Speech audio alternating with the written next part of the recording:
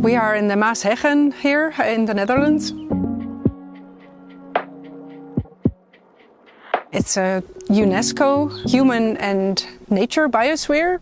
So it's a protected area where the landscape really integrates with agriculture, with nature and with people, so their economy and recreation.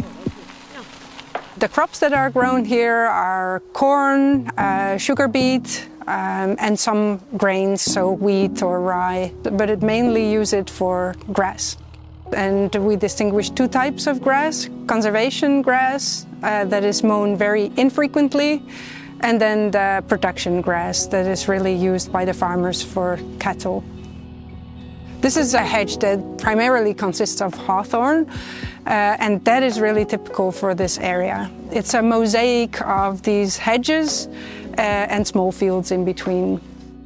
So we think that these hedges are very important for the biodiversity of the area because they provide new habitat, new plant species where animals can live, insects for example, but also nesting spaces for the birds. I am an entomologist, so we were specifically interested in the effect of these hedges here on insect biodiversity. And we studied specifically the ground-dwelling insects and spiders, and then how they are influenced by the hedges and by the type of field maintenance, so the frequency of the mowing, for example. We focused on the ground beetles. In 4 years of study, we found 85 of those carabid beetles. Yeah, it's almost 25% of the Dutch diversity in that group. We think it is because of the hedges, but also because of some semi-natural areas within the greater landscape. So there is a river close by. So the river banks also provide kind of like new habitat for insects. There's wetland areas and there's forest patches. So those are also very important for the overall biodiversity. I think they are useful for agriculture, not only good for insect biodiversity, but they also may help in keeping the soil life and also moisture. We are experiencing a very dry period in the Netherlands now, and the hedges, they have very much deeper roots, so that helps also for the fields next to them. The farmers, I don't know if they like the hedges, but they manage well with the hedges. We've just seen the cornfield with a hedge right in the middle of it, and they will have to reckon with that if they manage their field. So the farmers can manage the hedges themselves, but they also get advice from an organization that specializes in taking care and restoring these types of hedges in the Dutch landscape. In the past, specifically this hawthorn had a bacterium that was considered very bad by farmers. So that is also why a lot of the hedges were removed in the Netherlands, especially for apple trees that are close relatives to the hawthorn. And now they are still monitoring, I think, this bacterium, but it's not considered such a big problem anymore. Because agriculture, the scale is becoming larger and larger, and production increases after Second World War. We lost around something like 200,000 kilometers of these kinds of hedges in the Netherlands. And now there is a big assignment to bring back, to restore hedges.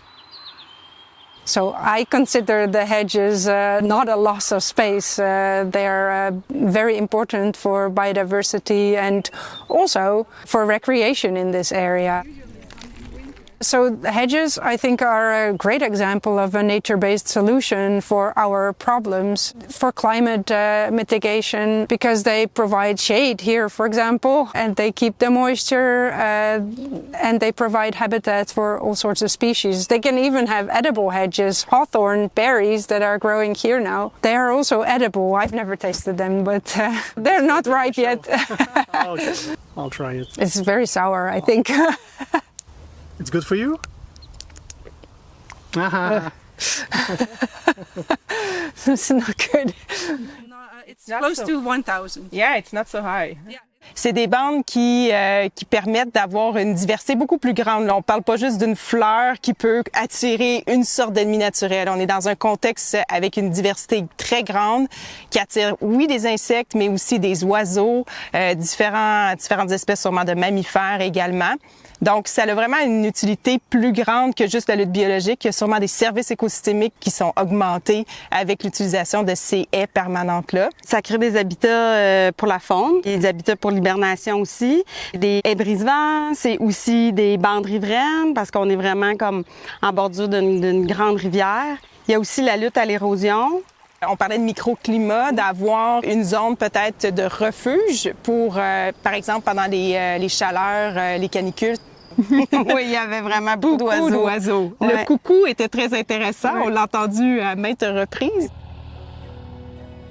La compatibilité entre les haies permanentes comme ça et l'agriculture, bien, on voit que c'est possible ici. C'est une échelle plus petite que ce qu'on est habitué de voir en Amérique du Nord. Hein? Donc, est-ce que c'est possible de le faire? On voit que oui ici, là, de voir est-ce que nos producteurs québécois seraient partants de faire ce genre d'agriculture-là. Ce qui est vraiment intéressant de ces haies-là, c'est la façon qu'elles sont réaménagées, on va dire. Les aubépines, les autres arbres sont plantés, mais après ça, l'entretien de ces haies-là, ils sont comme tressés. Donc, ça les limite en largeur, puis ça les limite en hauteur. Donc ça, je pense que ça ramène une utilité encore plus pour le producteur, parce que ça devient vraiment une clôture pour son bétail. Donc, on ajoute un autre aspect, là, finalement, à notre brise-vent, une autre utilité, oui.